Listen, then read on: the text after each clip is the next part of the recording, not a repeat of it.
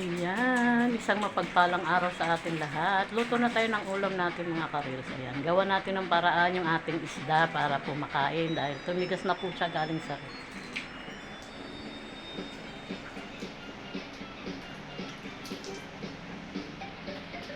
Ayan.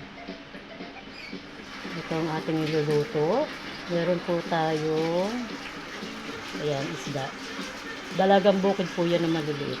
Meron tayong bawang sibuyas, kamatis at egg. Gisa na tayo.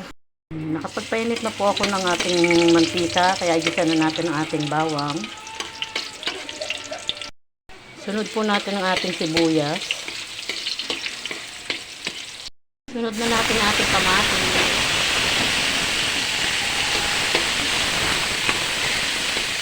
Nagisa ko na po ang ating kamatis. Nilagyan ko po siya ng tubig mga karils para po meron sabaw. Tsaka na po natin nilagay ang ating mga isda. Ayan, diba? Kaysa po ma-stock to ng ilang araw sa ref at hindi rin makakain, sayang lang po. Alam nyo naman, sa panahon ngayon, bawal po ang magsayang ng pagkain. Dahil marami po tayong mga kapatid na naghihirap. Kaya, kung magagawa ng paraan para makain uli, gawa ng paraan. Ayan.